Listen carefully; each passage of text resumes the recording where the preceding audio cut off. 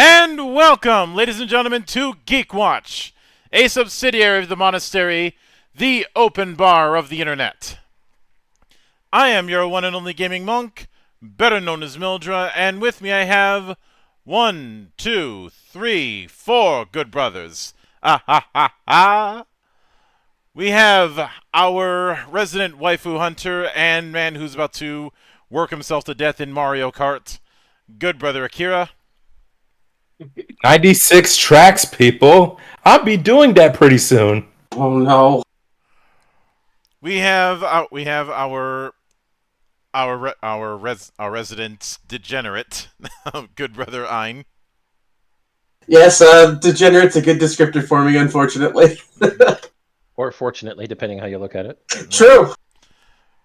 We have the man who is only using tomato sauce, unlike Geist the Bloody. Good brother Slick Rick. You say that I'm already looking at another red outfit from the Bravely franchise that I want to do. Only this one deals a lot with pomegranates.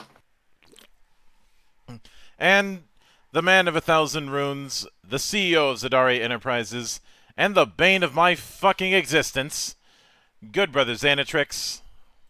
The Dari Enterprises would like to remind you that Journey to the West is one of the most ancient stories there is, and the mention of Sun Wukong, the Monkey King, is always welcome. In fact, in R&D, we are developing our own way of re-engaging Sun Wukong with the real world. Get ready to watch mountains moved as meteors fall.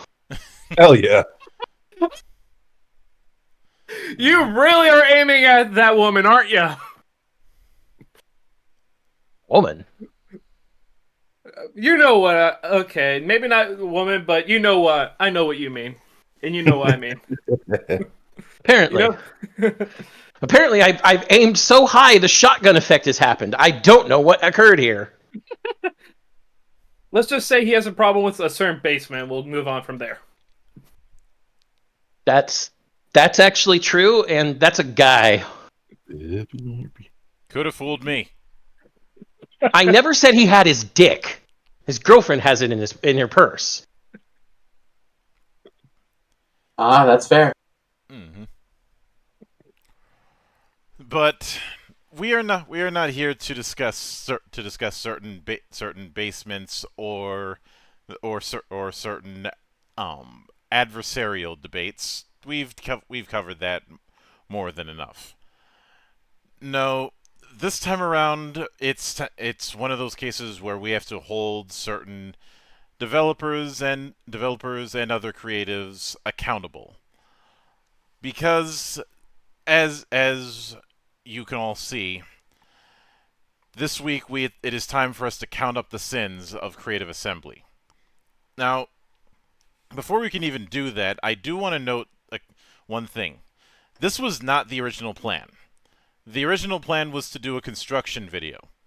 However, I didn't feel there was enough meat on the bones to do it, and given recent events with Creative Assembly, I decided to move my plans along. Because I was planning on covering Creative Assembly for months. It's just that things happened that made me force my hand. And obviously, they've been around for quite a while. They got their start all the way back in 1987 doing MS-DOS shit, specifically porting stuff from DOS into Amiga and ZX Spectrum. Then working on stuff under EA Sports until they broke out on their own in '99 with Shogun Total War. Which of course was enough of a hit that basically became their bread and butter ever since then. And they had after that they had broke away from Electronic Arts and had Activision as a publisher, so kind of trading getting shit on by a pigeon with getting shit on by a blue jay. It's still shit, and Yeah. it still sucks. Then there was the follow-up with Medieval Total War, which of course had its own expansions. And then after that we have Rome all the way in 2003. And the amusing thing about Rome was the game's code being used for a couple television shows.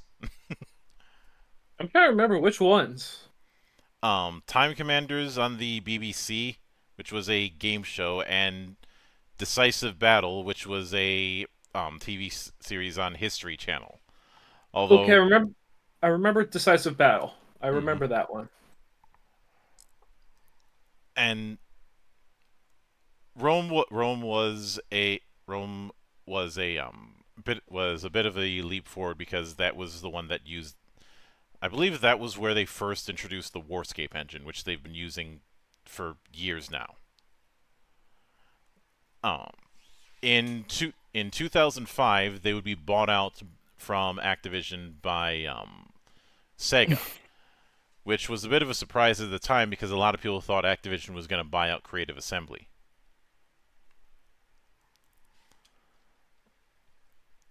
And apparently the big reason for that was Sega wanting to break more into the European and North American market. And this wouldn't be the last time that they did this kind of thing, because several years later they would acquire Relic. But eventually we get stuff like Medieval. We get stuff like Medieval 2, then Empire, um, along with some other side materials. But recently, Creative Assembly has been making some colossal mistakes, and it's those mistakes that I do want to talk about. And I'd say if there was anything that was the canary in the coal mine, I'd honestly say it was Attila. Because the vibe that I kept seeing with Attila was, why was this a standalone? I'm not sure how much of how much of Attila you remember, Zan, but it was serviceable, but it felt like there wasn't enough game to justify the price. Yeah, it was very light. Mm-hmm. Which is weird considering it surrounds the Golden Horde. Like, there are so many battles and so many things you could have done with that, and you didn't really exploit that rich amount of history and everything that was happening then enough. Yeah. If you're going to do what you did with Attila, it really should have been an add-on to something else. Should it have been an add-on to Rome 2 instead of its own game? I'm not sure how that would work, but maybe. I mean, it's kind of like certain add-ons with things like Shogun 2, how you can go into a separate part of Japanese history. I think they could have worked as that. Mm-hmm. An expansion for Rome 2. Yeah, and obviously, I know some might say that the canary in the coal mine was Rome 2 because of the issues from that new version of Warscape. If I'm being honest, anytime you do a massive upgrade to a game engine, you're going to be dealing with teething troubles, as it's called in the military engineering branch.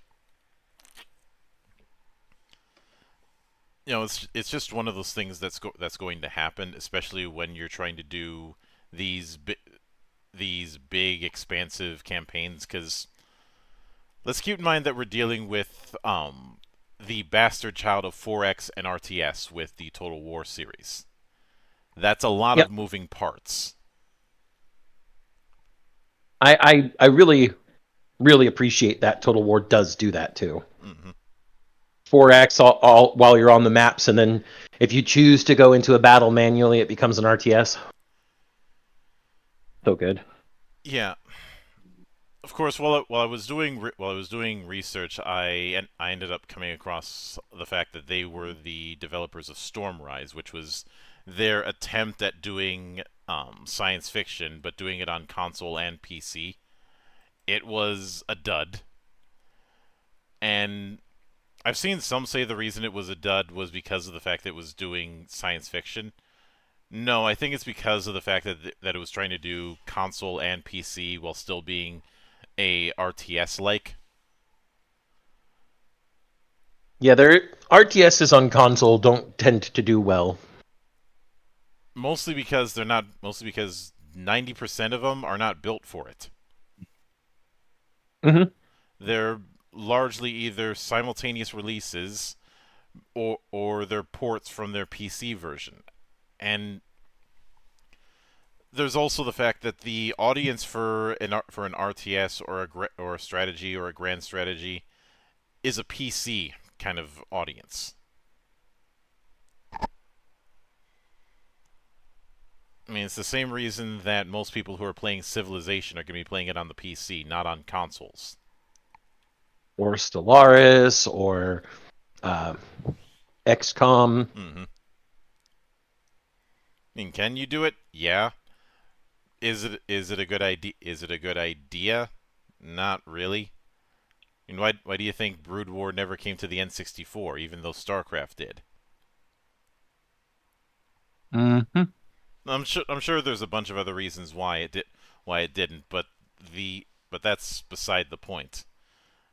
Um, I think a and bigger one was you can't really patch a cart.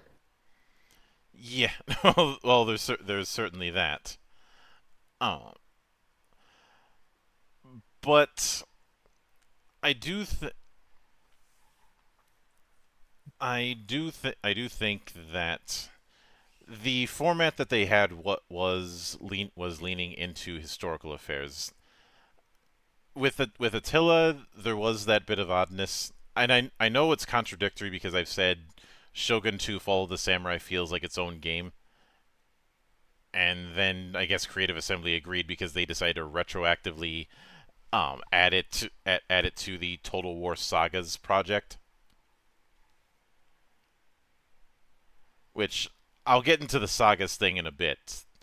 Um, there There was also that little experiment they did with Total War Arena, where they tried to do a online based affair.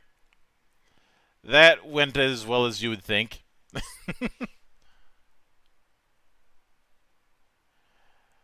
By that I mean it did not work at all. Tanked horrifically, essentially. Yeah. Um, Nerdslayer has covered it in detail in his Death of a Game series, but a large amount of it was just not. It just wasn't the type of audience. And that's not to say that they hadn't tried to branch away from the audience.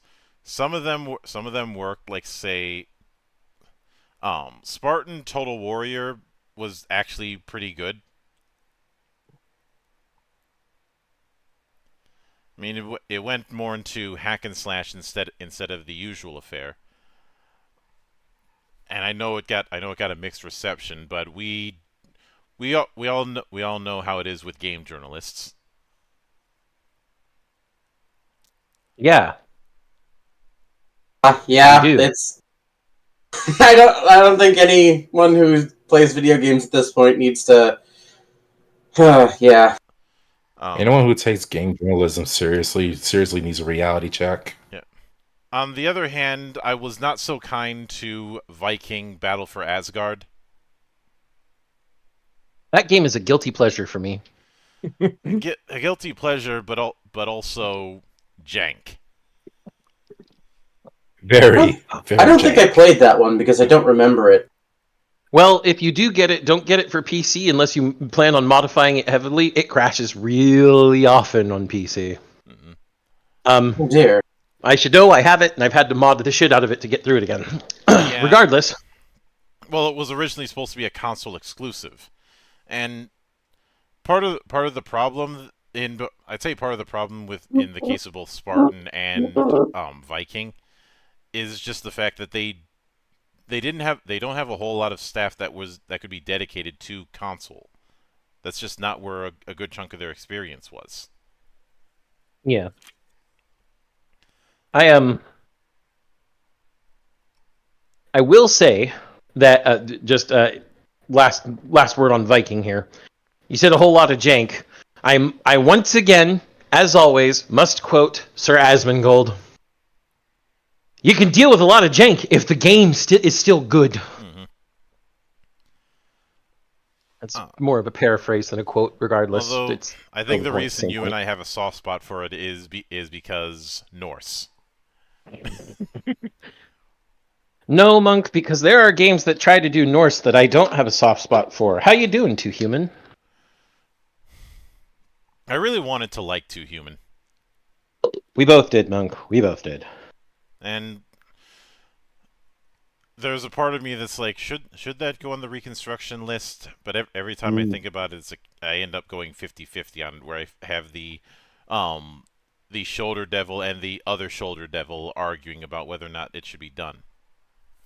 I will decide it for your shoulder devils. The answer is no. We know very little about how the series, if it was successful, was supposed to go. And what was given to us in the original game was a good starting off point, but there's not a lot to latch to go into more story. Mm-hmm. Like the concept is cool, but that's the most we would have to reconstruct it with. Yeah. However, Rails, Monk. But Yeah. I could see someone argue. Well, I could see someone argue at me. Well, if you guys think Attila was light, how come you don't have that same problem with Napoleon? You know that sort of whataboutism. Except I don't. Now, yes, Napoleon was a successor to Empire. No one's going to deny that. But I don't think it was all. I don't think it was. It was tighter, but I wouldn't say it was light on content. It was not. They did a lot more to exploit that historical period with Napoleon. Mm-hmm.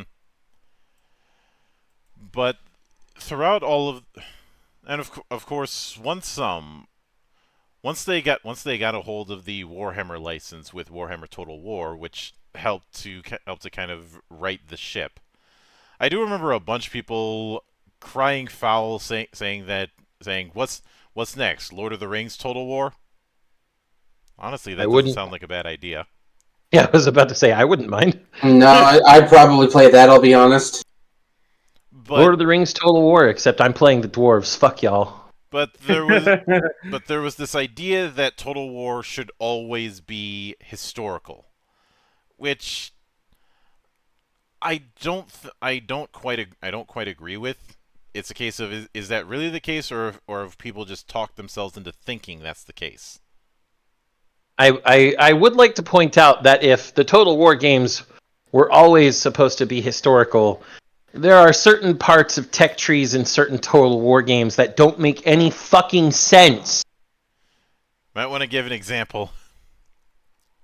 The fact that you can upgrade from... I'm going to use a Shogun 2 example. The fact that you can upgrade from the old style... the very old style octagonal rifles for your Ashigaru to something way more modern as part of the tech tree that they didn't have at all at that point in Japan, period. That's not historical. Or the way you build some of the castles in Shogun 2 when you upgrade them to the largest fortress castle. Those aren't historical either. The largest fortress castles in Japan are not anywhere near as fortified as what you can make in that game. So, you're arguing for historical relevancy is hypocritical at best. Mm-hmm.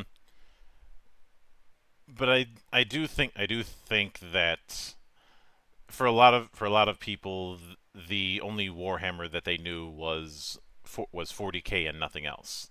So I think it's more of an indictment on their inability to learn more than anything else. I will say that Warhammer Fantasy is lesser known in the U.S. than Warhammer 40K. That's for sure. Mm-hmm. Now that being said, the original Warhammer managed to do a pretty good job, though. Once again, we have the case of something feeling like a expansion when it came to Warhammer 2, and three is a whole other case. Three I'd say can feel like its own, but 2 a little bit less so. In fact, a lot of the content from 1 could get rolled over into 2. Yes.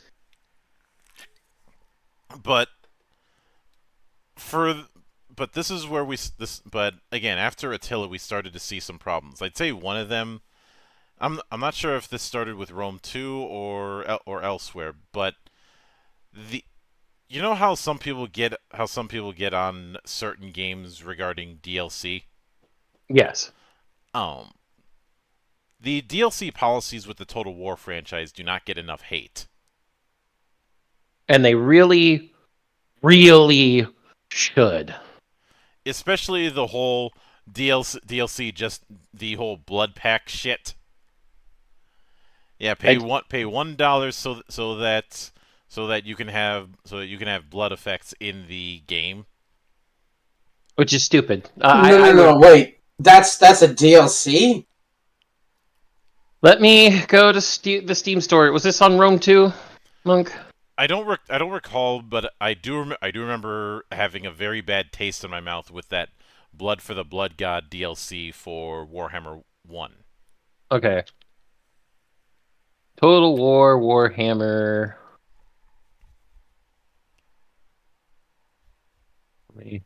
This is the larger issue for me. This is why I don't like a lot of like AA and AAA companies. They do nonsense like this. Okay. Blood for the Blood God, $3. Mostly negative. Blood for the Blood God brings a number of gory, new, mature-rated effects to Total War Warhammer. Blood spurts, gory spatter on unit models, limb and head dismemberment, humanoids and non-legendary characters. Zombies, skeletons, and Graveguard may continue to fight after dismemberment. Explosive jibbing from deadly mid-torso strikes. Blood-drenched UI elements. New random global campaign events that generate greater carnage in battle. You paid $3 for more blood. That truly is blood for the Blood God. Yes. Apparently, they spell corn differently over at Creative Assembly.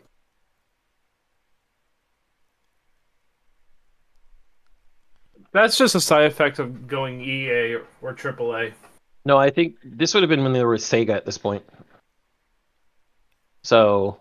Yeah, but once you go there, it's late. Once you go AAA or whatever, the effect lingers. So that I don't sounds think a little bit too original sin for my taste. Yeah, I don't think that's relevant. I think that this is something that is probably from Creative Assembly themselves. Mm-hmm. Fair enough. I was just looking at I was just making fun of the grammar. Yeah. That being said, there's the fact that the insistence on the Warscape engine has created issues. There's been plenty of bug issues, but I'd say one of the big ways to break when it comes to an RTS or 4X game is the AI. And I realize this is going to sound ridiculous in a game called Total War, but a problem that's been recurring for quite a few years has been diplomacy.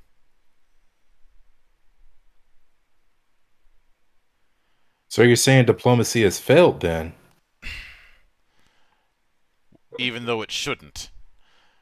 Because diplomacy in the Total War games has been less than stellar for anything. It's really just, it's better to just go fucking fight. And if that's going to be the case, I would rather they just didn't have diplomacy options.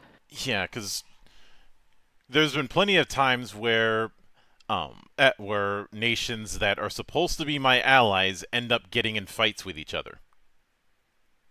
They're both allied to you and expect you to help them. Mm-hmm. Yeah, there are a lot of games that have that problem, unfortunately.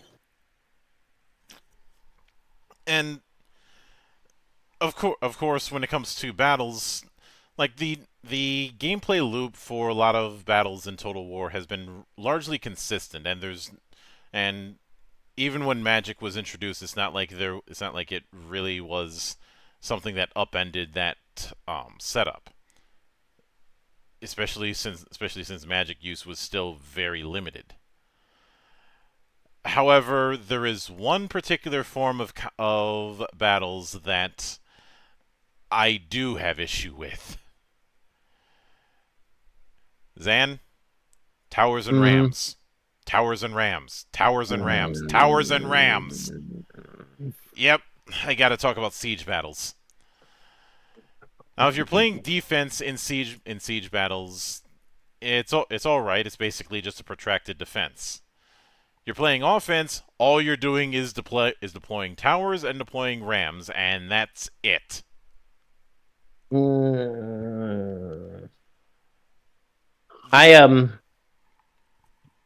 I said fuck towers and rams anytime I played Shogun 2, and I was just like, there's walls, there's walls.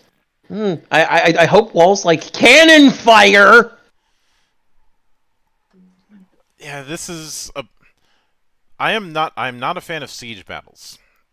I haven't for the longest time, and the reason why I'm not a fan is part of the appeal with the fights in Total War is the different units, the formations that you use those units in, and how all of those moving parts intersect. Mm-hmm. Siege battles bottleneck what you can do as far as the units you bring to bear. And because of that, they end up feeling repetitive. It doesn't matter how detailed you have the cities, you're still doing just towers and rams. Yeah, until you get inside the walls, everything is siege units only, and then you have to move in using using the rest of your units once you've gotten inside. Mm-hmm. So most of your units are just sitting there. Your archers are keeping their units that are outside of the wall from getting too close, and so are your light cavalry. And then you go from there. Mm-hmm. And the thing is, these particular issues are not new issues. People within and out of the Total War community had been bitching about them for years. And yet every time this would be a new thing that would come up. Even Three Kingdoms, which tried to address diplomacy, still had problems with diplomacy. But I guess instead of trying to address those problems completely or just get rid of it, they felt it was better to do the whole hero dueling mechanic, which is a nice visual to have that in, but I never understood the point of it. Because you're not playing a hack and slash or a fighter where those duels are going to have meaning. You're just watching two hero units fighting. Yeah, it's even less engaging than moving a bunch of formations around. Mm-hmm. Of course, something that does not help matters when it came to Three Kingdoms was the voice acting. There was voice acting? I'm kind of sad. I didn't play any of these games, so I can't give much input. Same. But it's like you have a bunch of English actors trying to be Chinese, trying to speak English. Geez, that bad? Okay. That's the best way for me to describe it. It'd be... Insert Robert Downey Jr. joke here. Mm-hmm. But, and of course, Y'all know which one I'm talking about. Oh yeah. You probably should have said Tropic Thunder joke to refine it a bit more. Yeah, but at the same time, it's Robert Downey. Mm-hmm. People will figure it out eventually, I suspect. Yeah. Mm-hmm. But of course the other the other warning sign was the Sagas project. Now, sorry, carbonation. The idea with Total War Sagas was to do smaller Total War games that could be a bit more experimental. And the first of these was Thrones of Britannia, which, if I'm going to be honest, Thrones of Britannia was very tedious in terms of how things went. It was more that everything seemed to take a few more turns than normal. Sorry for the hiccups, folks. I know how that goes. So it's essentially it seems like time to turn completion is needlessly inflated. I'd say more the flow of turns and completing actions was more inflated. Like certain actions would take more turns, or that's how it felt like to me. Fair. It sounds like you're slightly off topic. Sounds like your hiccups are trying to censor you for some reason.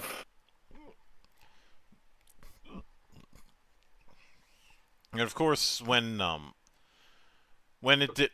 after the response of it, they decided to retroactively have Fall of the Samurai be a saga game, and nobody bought that concept.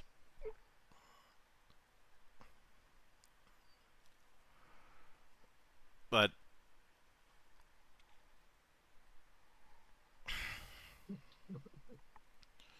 of course, there was also Total War Arena, which was trying to do a free to play MMO RTS, which MMO and RTS I don't think has a good success rate in terms of what you can do with it.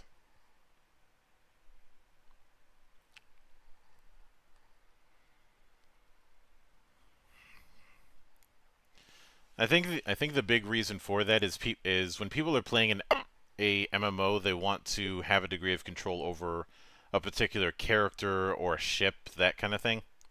Mm-hmm. And the act of building that particular character. But in something like an RTS, you don't have as hands-on of a touch. I'm sorry, I'm having a giggle about your hiccups.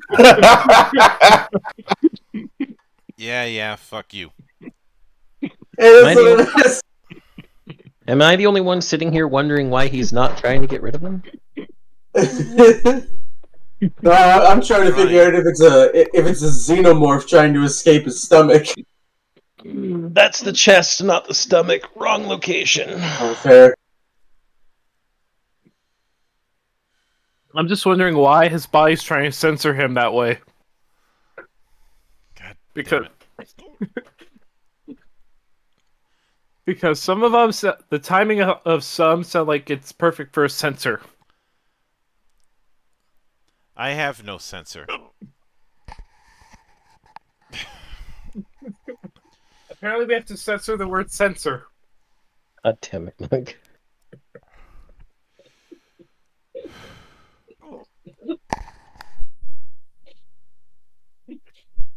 But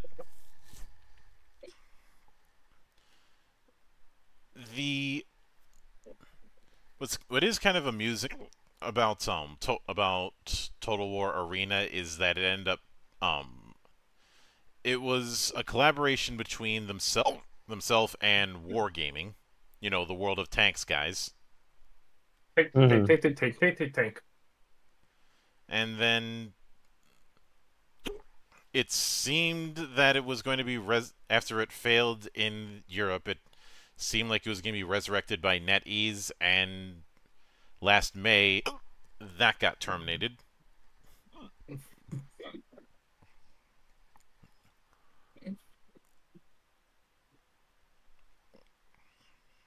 Monk, how many frogs have you had today? None. I was gonna say he shouldn't have none. Lady K hasn't really said anything aside from updates. Yeah. And of course, most recently, there's been stuff like Troy and Pharaoh, which the response has not been kind because they both feel very light. Troy, at the very least, labeled itself as a saga game. Pharaoh did not, and it very much feels like a saga game because of the um, because of the level of content. Mm-hmm. I mean, I don't fault them for wanting to do something a little bit outside of outside of Europe, but I'm not. Would would would New Egypt have been your first choice? No. Because that's what it's doing. The new Kingdom of Egypt and pre Bronze Age collapse within that particular area, specifically late Bronze Age collapse. So we're talking like just before 12th century BC.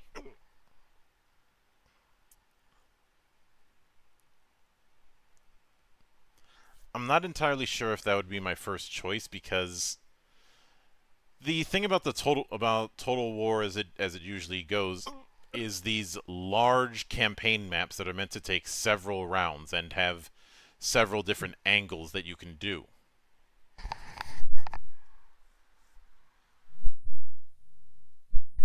Whether that be whether that be using all of Europe or using international not international but going across continents. You know, you tend to have a large campaign map with a lot of territories. But if you look at the Egyptian Empire, that's a relatively small amount of area that you're working with.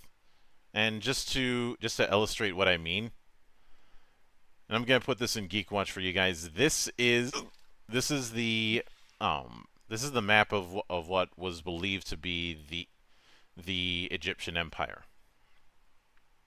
That is smaller than I would think it is. Mm-hmm. But big for the time. Big for the time, but for a Total War map, I think you can see why I'd say that's a little bit small. Yeah, they that's not nearly large enough. Rather than calling it Sir. Total War Pharaoh, they should have called it Total War Middle East and included everything there. Yeah, that would actually be a fair choice. I'd say Total War Crescent would roll off the tongue a little bit better. Probably Total War Crescent because it's the Fertile Crescent, but you could use the Hittites, the Assyrians, Mesopotamia, Arabia, and Punt. Mm-hmm. And is it possible that they may do those as expansions? Maybe, but that's if they get a chance. Yeah. And Unlikely. let's consider the factions that were available in just Warhammer.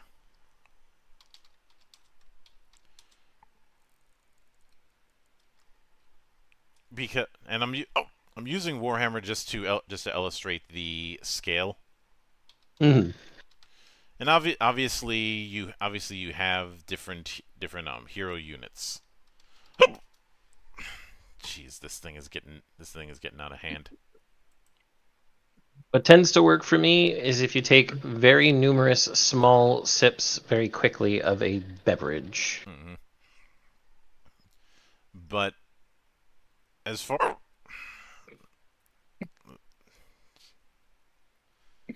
So while Monk gets a drink. Yeah, let me grab some drink. I will be right back. Holy crap, man. That was a particularly violent one. That almost sounded like it was about to be a projectile vomit situation. I think.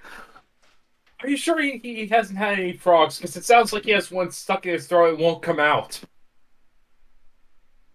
Jesus Christ. Did he anger a forest hut witch by chance? Like, what's going on here? Yeah, but Well, Rebecca let's face Ferris not in this game, not in this show. Let's face it, with the amount of people who he and Zan have combined, angered over the course of the years, who hasn't he? Fair. I'm sorry, what? Oh, we were just speculating lately on, like, did Mildra piss off a forest witch or something? Because those are quite the hiccups. And I just made a comment with the amount of people you and Monk combined have pissed off, let alone by yourselves. Who wouldn't want to put a curse on him? Also, statistically, there may be a witch in there somewhere. Just saying. See, there's a problem with that assumption, guys. What's that? What is Mildra? It's true. He is a monk. The power of the gaming gods compels him. He probably rolled a nat 1 this morning on his health. It'd be a con check specifically, if we're talking the most common D20 games. Yes. Could be a medicine check on other games. But regardless, we all know the sermon on the dice gods. Yes. Sometimes they are not favorable. No, the All dice. right, I'm back. Welcome back, Monk. They were wondering if you'd been cursed by a forest witch. I had to remind them that you're a monk. Mm-hmm. So most likely you had a bad roll this morning. It would have been more like a bad roll in the last 20 minutes. Yeah. But the factions that were in the base game for Total War Warhammer 1.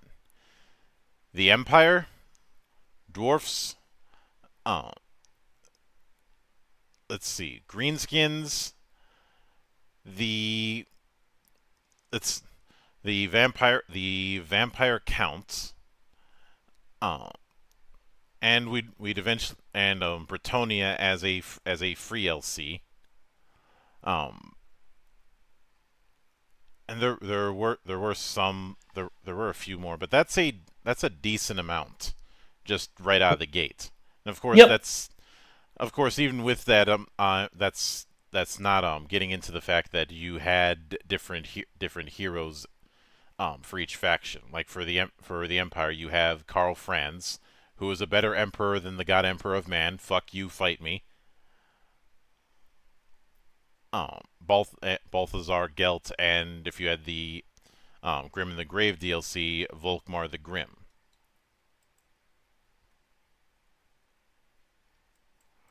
Each of them having their own kit, and their own starting point. Yep.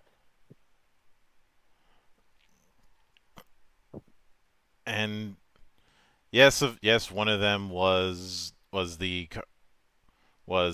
and of course with the vampire counts, yes, there was the unfortunate Manfred von Karstein.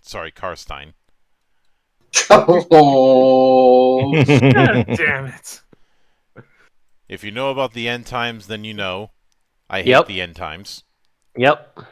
Who doesn't? There's a lot of Warhammer fans that do. A bunch of the guys that I hang out with are like avid. They love Warhammer Fantasy, and all of them hate the end times. And well, Manfred is part of the reason why things went to shit. And Fred's a dick.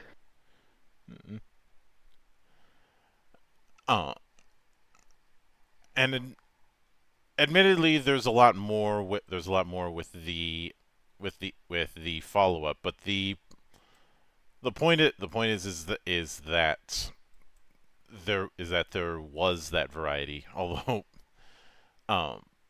There's a small part of me that wished I'd gotten the High King edition so I could carry around a physical book of grudges whenever I go to conventions.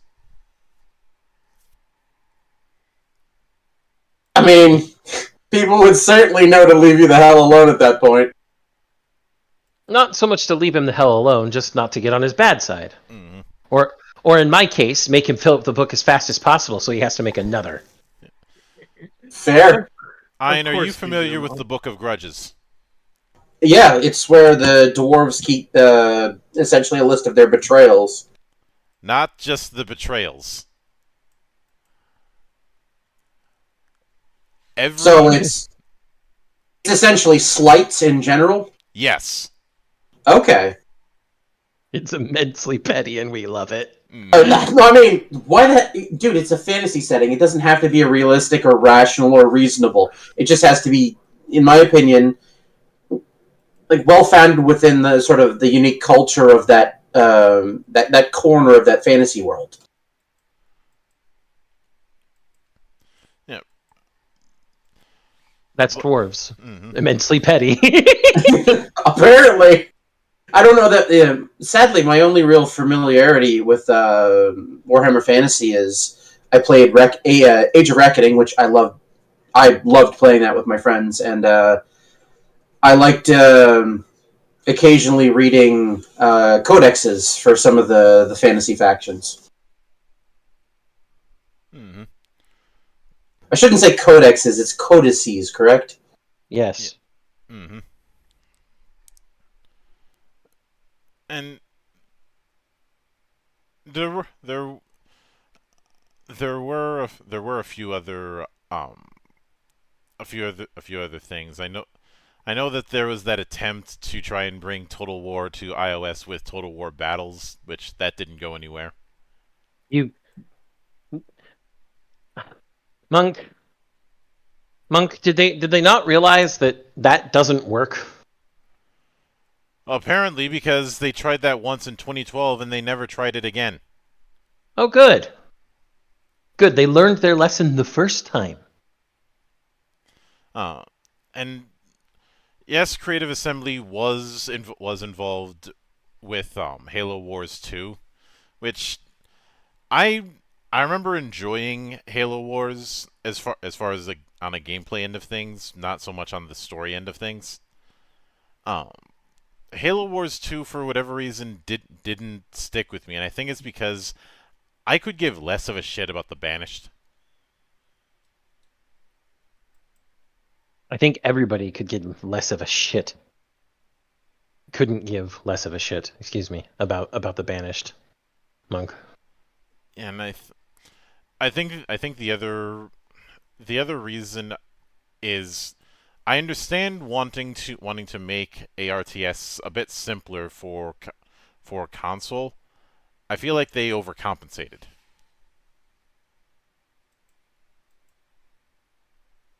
I never played Halo Wars 2 because I didn't really care about Halo Wars in general. Mm-hmm. Halo to me is and always will be an FPS series. And yet we tried to make it into a war game. You know, Monk, thought experiments don't necessarily mean that I'll play the results thereof. It's interesting to have thought experiments, no matter what they're for. Mm-hmm. Point Xanatrix. There wasn't a competition there, Rick, but okay, thank you. I appreciate your agreement. Yeah. That being said, before I got screwed over by my hiccups, which I think I'm past now. I just went off to Monk, getting. Monk, don't. Just don't say anymore. You will. Don't jinx it. Too late. No, I'm just telling Monk, don't say anymore. You'll jinx yourself. Let's just move forward as if nothing happened. Yeah. But I'm not sure if you had covered it, but like I said before, that's just the Egyptian Empire is way too small, and just the amount of when you have a small campaign map, everything else gets shrunk by default. Yeah. You know, it's a cascading affair. Plus, a lot of the old issues still end up cropping up. And Yeah. now, of course, with Warhammer 3, um, the it was it's largely serviceable. Um, but it's very clear that the big reason that Warhammer 3 existed was for the chaos factions. And I've always been on the fence about whether or not the branches of chaos should be their own factions or if it should be a chaos undivided kind of thing. I like the idea of Chaos Undivided more, so I lean more toward that than I do individual Chaos factions. I think, and modders agree with me here, that both should be represented. That's entirely fair. Well, I mean, the reason I say modders agree with me, and Monk knows this as well, is the unification mod for Soulstorm. Yeah, the mod that makes Soulstorm worth playing. Soulstorm's worth playing even without it, Monk. I disagree with that particular view, but it makes the game more worth playing.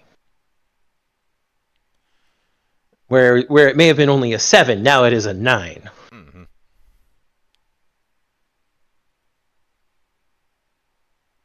But I think the entire reason for Warhammer 3 doing what it did with the factions in general was for more DLC nickel and diming.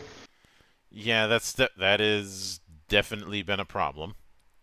Like if I go to the store page for Warhammer 3 right now,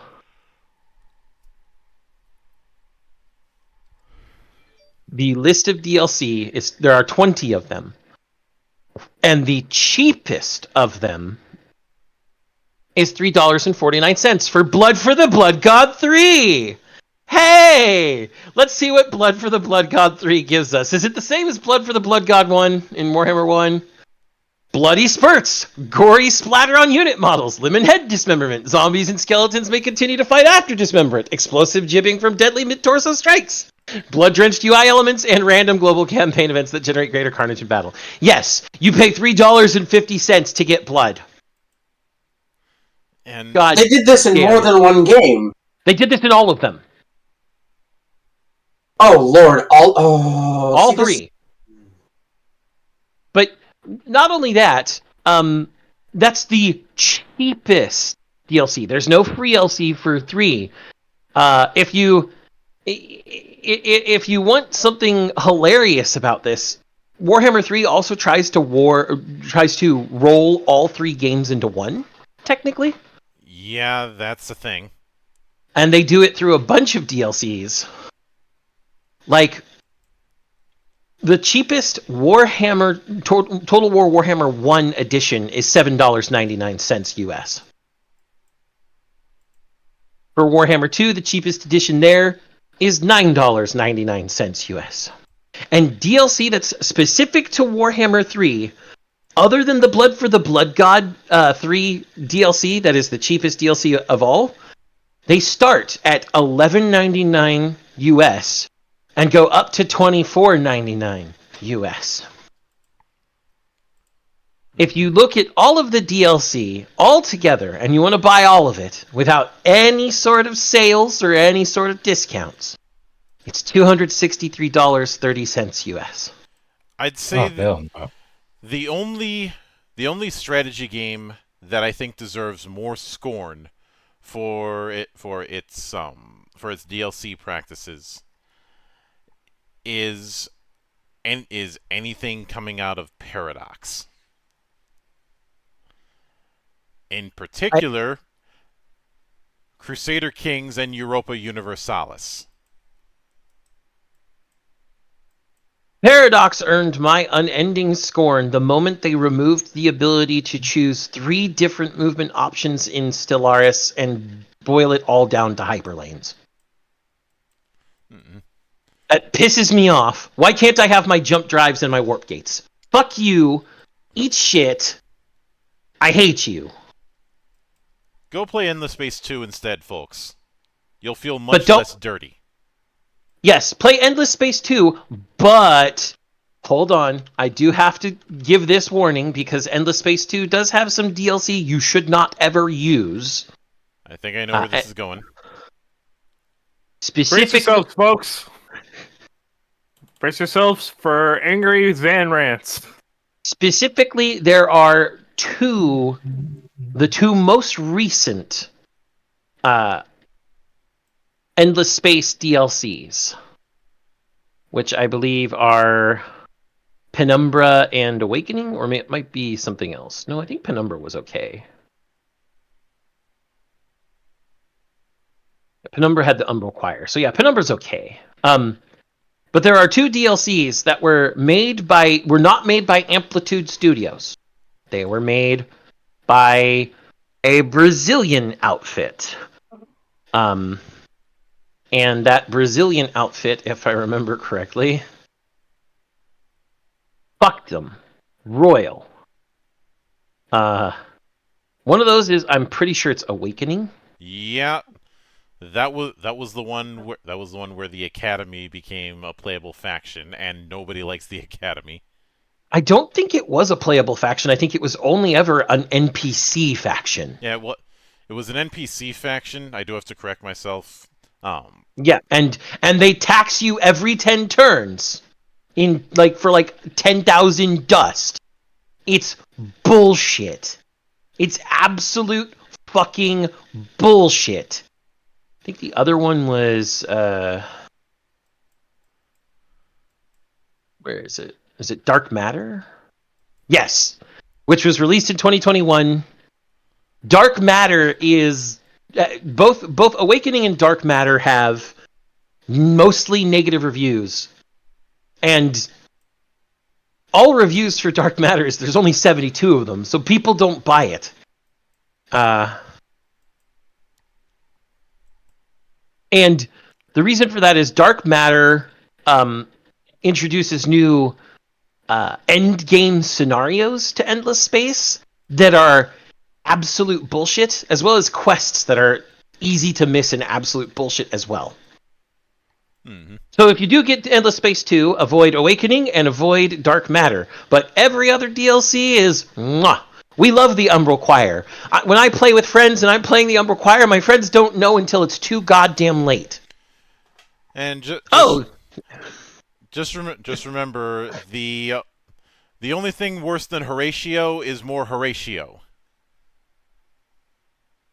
What are you talking about, Monk? There's only Horatio.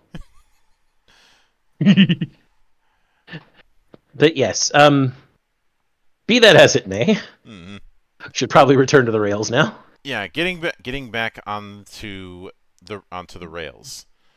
I'm still trying to fix them after the last time, you two. The major, I think one of the big reasons for a lot of the frustrations with the Total War series has been that there have been these glaring problems that it's had for years and just haven't even been attempted to be addressed in favor of just adding more stuff onto the pile. Like they added a bunch in 3 Kingdoms. They added a bunch of new mechanics to diplomacy to try and quote unquote fix it, but they didn't fix the fundamental issue, so it was all moot. Of course, I'm including the dueling system in the adding more stuff part of things. And when it came to Warhammer 3, obviously the more stuff was just more factions with even with a flawed engine. Like the Warscape as much as they'd probably claim that this is not the case, I do think the Warscape engine is showing its age. It's in that same problem where it's building. You can only build upon a foundation so much. Hmm. Yep. Everything has an endpoint. And if you want to see an example of that, consider the quote unquote creation engine, which really is really just a rejiggered Gamebryo engine. And Gamebryo wasn't exactly stable to begin with, and certainly wasn't meant for 8th generation hardware. Hmm. It's and I understand the hesitation in wanting to try and reset or go for a new engine. The other issue is by doing a proprietary engine, it means that it's going to be harder to get new people on board. Whereas if you're working with, say, Unreal, it's going to be easy to get people on board for jobs and you don't have to do as much training because they probably already have experience with the engine as is. I'm not saying everybody should be jumping to Unreal. I'm saying that when you're using proprietary engines, it's a double-edged sword. Especially if some of the experienced people decide to seek greener pastures. But I suppose we've danced around it enough. And I know some people are like, what? Why didn't you talk about Alien Isolation? Well, because there isn't much to talk about. It was a good game they were passionate about, but it didn't sell well enough. I think I don't think that has anything to do with them, and more to do with kind of how niche Alien games had become, especially after things like Colonial Marines had kind of shit up the alien space. Yeah, I think I'd imagine that it's funny you bring that up because I wonder if that's the reason why it took so long for an Alien TTRPG to be officially made. Might be. Because the Aliens adventure game was mid '90s, and I am never touching that again. Touch. And I can't. And now, granted, that wasn't as nearly as bad of a public shitstorm as Colonial Marines was, which does make me wonder what would have happened in the alternate universe where it was Colonial Marines that got canceled and Crucible was the game that was able to be finished.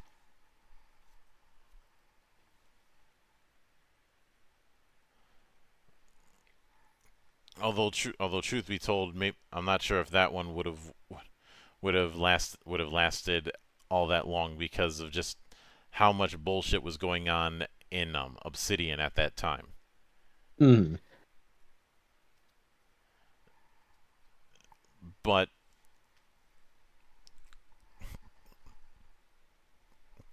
with but like I said, I've danced around it I think long enough. It's time to talk about hyenas. Mm.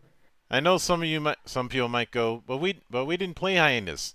That's fine. Nobody else did either.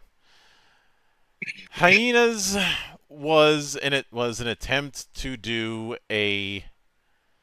They called it a PvPvE game where you're trying to break into vaults to get merch. You're going into these plunder ships to get merch, and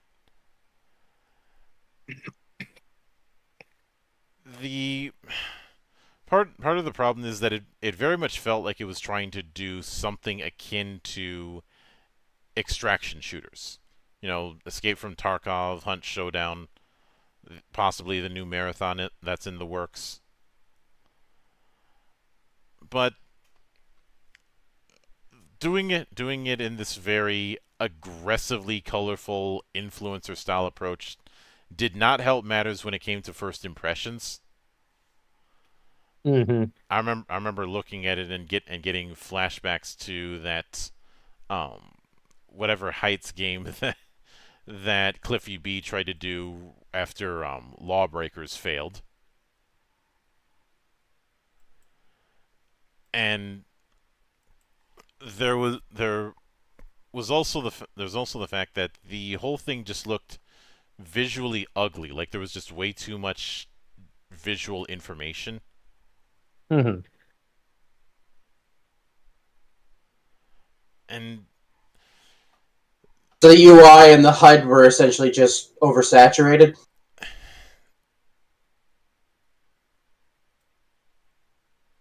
I don't know. And um I remember I remember a, a lot of people the vibe from a lot of people who had firsthand playtime was was underwhelmed at first, but then then came around to it once they started playing, which that's not as good of a sign as it sounds. Apparently during the beta test there were a fair few technical problems.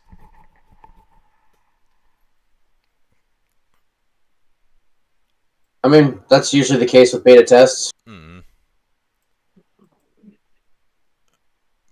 But I think a lot of people looked at it as them trying to tap into the Fortnite like market with how everything looked, but at the same time trying to do extraction shooters. And the thing about the thing about extraction shooters is that there's that constant reset to keep the game fresh. You know, you're not supposed to be you're not supposed to be doing the type of progression that you'd normally see in shooters. The idea with it is you start fresh and you're trying to build things up until you end up getting shot at by a sniper, but that's a bit more of a specific thing. No, I'm not salty at Tarkov. Why do you ask? God damn it, Monk! Stop sniping me! That's not me. Quick quick Mario Kart update. I am done with the original 32 tracks. A few more to go. But is it a case where you're going through all of the tracks from the OG to now? Yes. All the tracks that started on Mario Kart through all of the booster packs. That's 96 total Correct. tracks. Mm-hmm. That's a lot of races. I love for this shit. Yeah, that's a bold strategy. Let's see how it pays out. This is just practice for when he actually streams it. Mm-hmm. Yep, and I'm probably going to be joining him on that chaos. But back to Rails. Yeah. Oh yes. Like, let me see if I can. I'm going to see if I can grab a few screenshots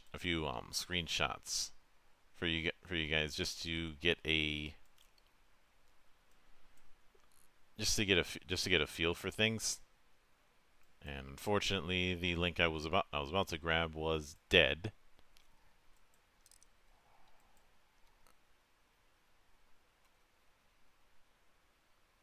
Let's see.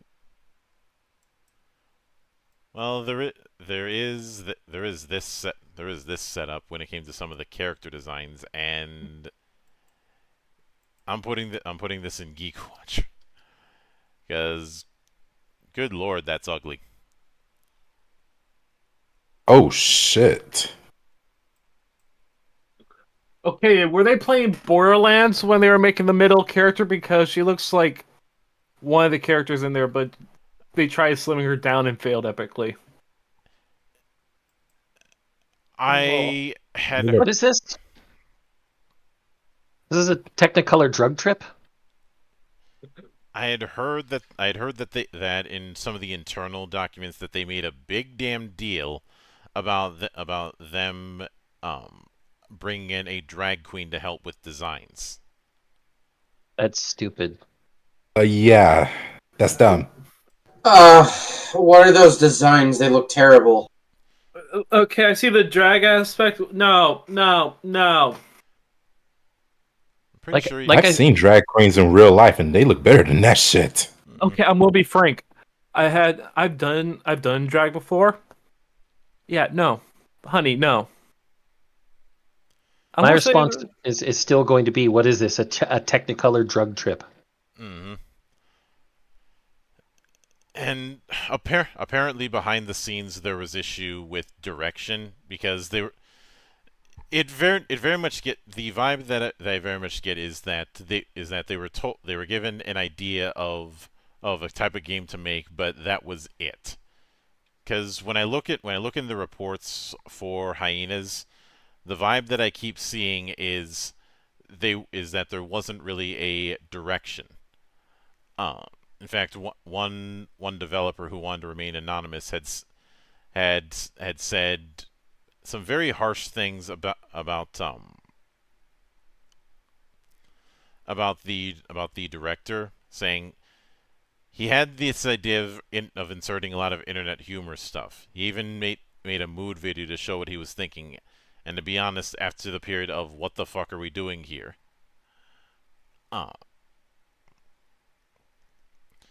And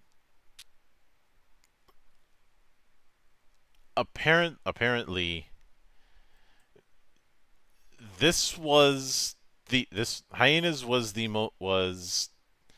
most expensive project that they had done.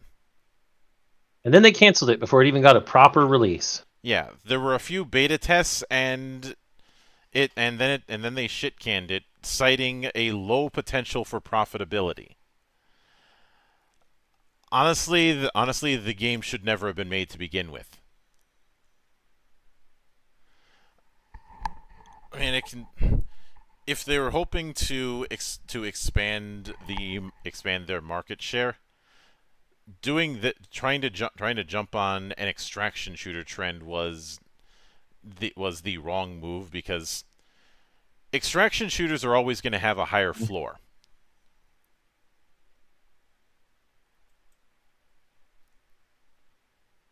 It's just the nature of the beast. You know, you're dealing with a game where you're dealing with high risk and the fact that you can be taken out very easily. Yeah. That's if Just so I have a point of comparison, extraction shooters, would Killing Floor and Killing Floor 2 be in that category? no. Killing Floor and Killing Floor 2, aren't those wave shooters? Yeah. Well, that's why I asked, because I wanted to make sure before I comment. What would... Give us some other examples, please. Yes, please. The big example is Escape from Tarkov. Which I've not played. That's why we're asking, because some of us haven't played that game. So The idea is you're trying to get to an escape point and survive. Oh, okay, that's fair. How about this, though it's not an extraction shooter, there are extraction moments to it. Parts of Titanfall 2's multiplayer, where you have to get to the extraction point at the end. Mm-hmm. Oh, so I would say like parts of, to an extent, the Hitman franchise. That's not an extraction shooter. That is a stealth action game. I was saying more the extraction points, but regardless. Well, this is you have in the point of most extraction shooters is you've got competing teams going for a target, something that they have to remove from the site and then get back to their LZ and extract. Mm-hmm. Okay, I know what you're talking about. 'Cause I forget the game. There was one that was like spies trying to get information. So It's one of the games that we've covered on the shit shows. I know which one you're talking about. At least there's one game like that. Mhm. There is. I forget the name, but I've seen a bunch of streamers play it, and I keep thinking, God damn it, you and Monk should play just for the comedy. I would never go for the intel and just try to find Monk every time to take him down. Are you kidding me? That's There's why no, I there's said no way. for comedy. There's no way Monk could play. He knows how I'd play. Again, that's why I said for comedy. I'm not saying not for you guys to win, but because I want to laugh. Might as well ask us to play Deathloop co-op. Which I'm not doing because that game is still buggy as hell. Exactly. But Rails. Yeah. No. Hyenas as some sort of... The fact that it was so underwhelming to the point that it never got its official release, was canceled after years of development due to a citation of low profitability, kind of goes to show you that they've just kind of lost the plot. They also tried to bring in Neil Blomkamp to try and get some direction on the thing. But Neil, that he's a film director. Like, his primary thing has been films. Isn't he a horror director at that?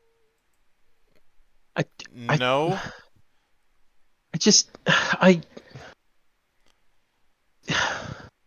Monk? Why? Why? Yeah, and it was...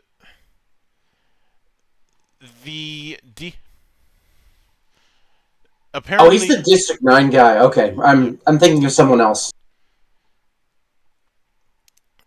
Yeah, no. Unfortunately, I have not been able to find anything that states how expensive it was in terms of budget. Oh, they'll never tell you. The only thing that I've gotten was that apparently it was a bigger loss for them than Shenmue, For Sega? Jeepers. which is saying something because for as much of a cult classic as Shenmue is, that was ridiculously expensive. Yeah. Shenmue 3 was ridiculously expensive and a huge letdown for fans of the series. Yeah, and I'm referring to the original, just in terms of cost. This is also true. Man, you think Sega would learn? I mean, Chest. Novo. I'd say this is once again a case where the Sega branches outside of Japan don't know what they're doing. Yes. And in fact,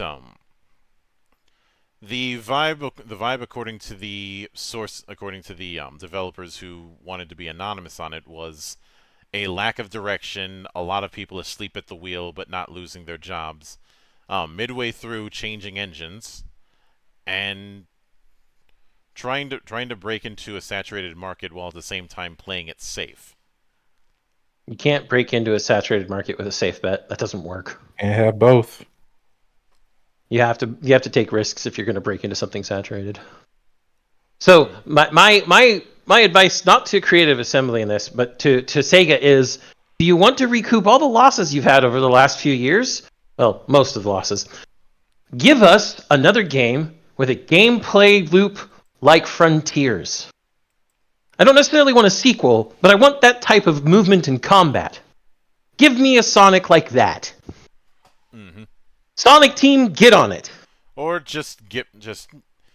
I know that they've been doing everything that they can to avoid doing another adventure, but Frontiers was another adventure. That was outright like a Sonic Adventure spiritual successor. Sonic Team knew what we wanted this entire time. Motherfuckers, give it to us. Yeah, I just have to take the piss out of how 2006 was living rent free in their heads for so long. Like, the final update to Frontier lets you play the rest of the crew too. But you know what? Let's get Frontier's movement system and combat system, put it in a new game and a new story. Let's add in, the other really popular characters. Let's get Shadow, let's get Rouge, let's get Blaze, let's get a whole bunch of others. You'll sell it like goddamn meth. Yes, And I am yet comparing people this to drugs. And yet people will still fucking complain about that shit. Fuck them. Sonic fans are never. Akira, you and I have been part of the Sonic, have been fans of Sonic to know that the fandom is a bunch of waterheads. Oh, that's facts. Like I said, fuck them. Fans, not fandom. Yeah, once again, we bring that up. Mm-hmm. As to whatever advice I'd like to give to Creative Assembly, go back to first principles. Find why people liked your games for real. Don't make any assumptions. Maybe even go back to an older style of Total War for just one game to see if people still respond to it well. People responded pretty well to that remake of Rome. Exactly. So look at what people like from you and then try to iterate and improve and advance and experiment with that. Just don't chase trends. I'm tempted to say do that and maybe actually put in a section where they actually get fan responses. Yeah, that's the other thing I wanted to talk about, and this is one of the other big sins to deal with Creative Assembly. Now they have a partner program like a lot of studios do. But if you are even the slightest bit critical, and you're cut out. Yeah, you're cut out, and I'm talking levels of critical that even I would find excessive. Like just saying, I didn't like this as much as some of the others. That's enough to get you taken off. That is nothing wrong. That's a general opinion. Jesus Christ. Is this the same company that blacklisted Arch's name on the Reddit? Yeah, they did that. Plus, there was that whole one of their devs calling him a dickhead. Oh, I kind of remember that now. Huh. Fun times.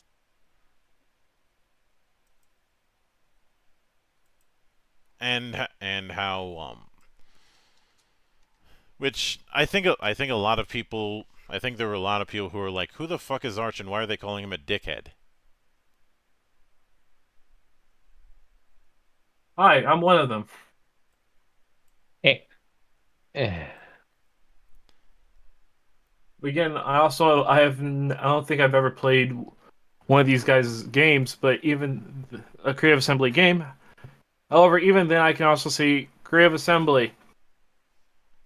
You're putting yourself on a pedestal or a high horse. I think it's time for that to be demolished. Yeah. And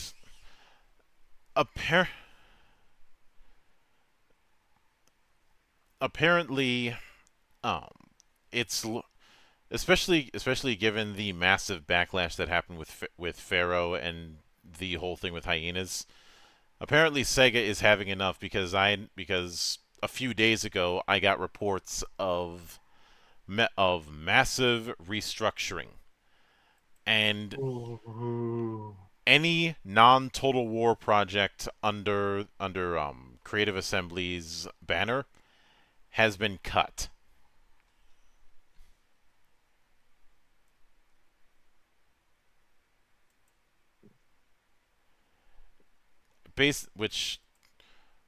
What that ends with, and that's according to a Q2 report from Sega Sammy. Which, what that ends up telling me is that the state of things is leading Sega to think, why aren't you doing as well as the Japanese branch?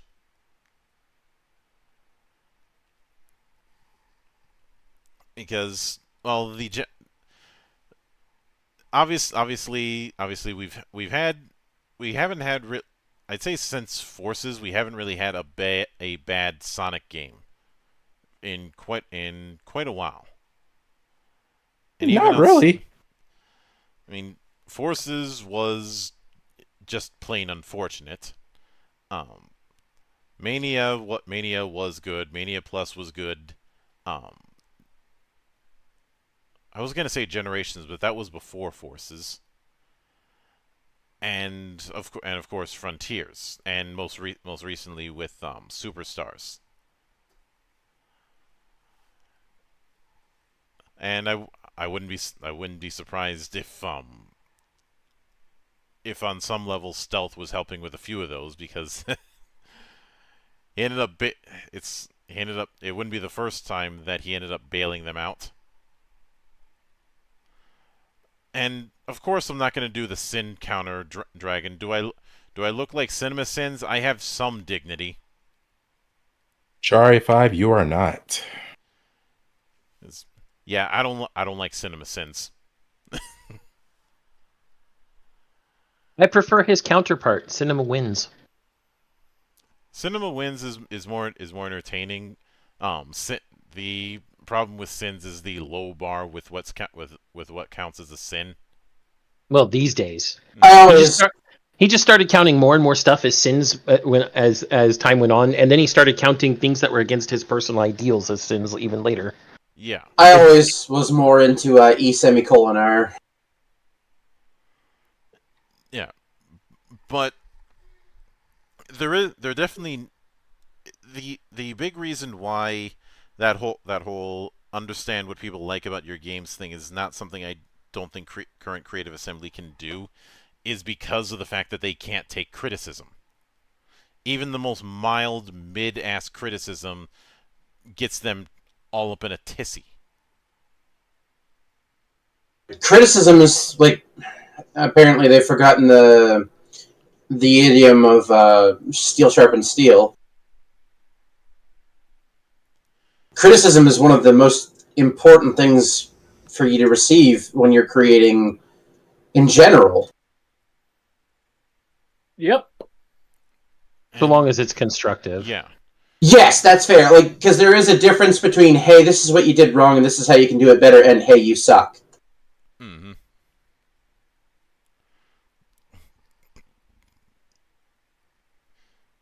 And when it comes, and even beyond that, just the culture just isn't going to allow any sort of excelling,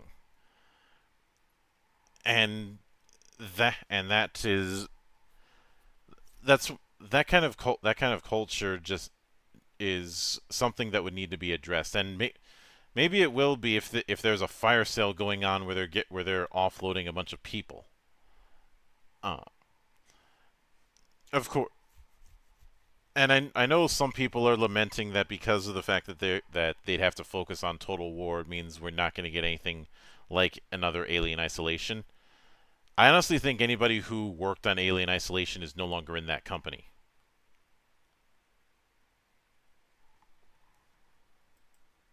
Like anybody who could make that kind of game just isn't there because the culture ran them off.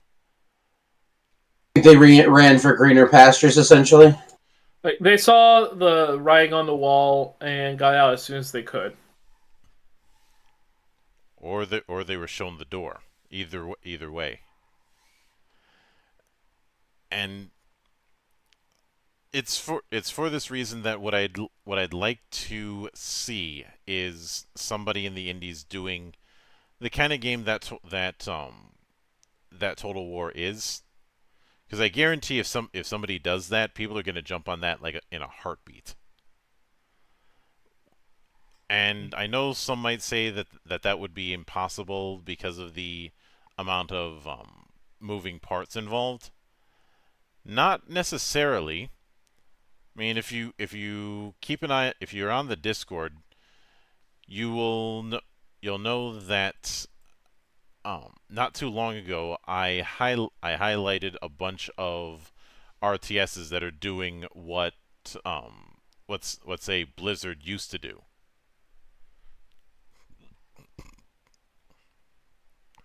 So the idea of and I think one of the main ones was Tempest Rising, which very much has the vibe of Command and Conquer. So the idea that it can't happen is ridiculous.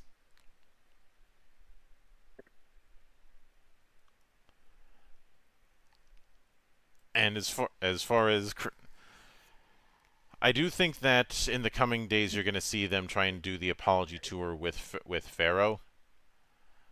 It will be, and I don't get the feeling we're going to be seeing a Warhammer 4. I will be shocked if that ends up happening. But I do get the feeling that they're going to try and push sagas again, and just because they'd want to try and put out more Total War to recoup all of the bullshit.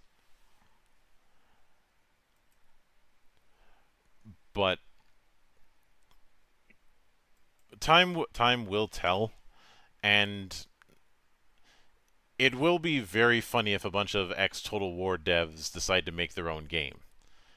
And if it hasn't happened already, I do get the feeling it will. Just because of the way these patterns kind of work, and the fact that it's far easier for somebody to go independent these days than it has ever been. But that's going to do it for this particular episode of GeekWatch. I think we've exhausted as much as we could with the topic. Yeah. Sorry I didn't have more input. I don't know that much about Critical Assembly. Creative Assembly. Same. That's why I was trying to riff a little bit. Understandable, and you guys know I always appreciate the effort. Oh, but of course. Like everybody's like, "Oh, that's not my wheelhouse." You can always learn just by observing. Exactly. It's true. Also, for a little thing earlier, we were talking about extraction shooters. I remembered it, and Zan confirmed it. We were thinking about Deceive Inc. Mm-hmm. Yep. That being said, tomorrow on Monday the 13th, we will be back with the Parliament of Geeks talking about the world in colors. Tuesday, I will be doing an interview with Tab Creations, who's been on the channel many times to talk about the Saga Machine. Wednesday, I'm going to be doing a double feature. Wednesday morning, I'm going to be talking with Angelos Kiprianos on his newest project, and the evening that same day, I'm going to be doing a grading thing regarding the NASCAR season with Brother Ball. Thursday, of course, is the return of Valley of the Judge with me and Monarch. We are going to be tackling the 4 points system as our one shot. And Friday, Valley of the Judge returns with Zan. And I believe we have the Oscillo Bladesworn that week. I can check real quick. Mm-hmm. The Oscillo Novasworn. Yeah, Novasworn. Saturday, I do have another double feature. I'll be doing an interview on Chrono Rogue before the triumphant return of Cloister of the Dice as we wrap up the first half of the Emberwind campaign. I'm a bet, baby. And hopefully I don't get shot again, Lady K. Yep. And of course, next Sunday will be the triumphant return of GeekWatch with something a little bit more multiversal. So, as Yoshi P would often say, please look forward to it. But until then, on behalf of the good brothers present and not present, My name is Mildra. I am your gaming monk, and join the watch.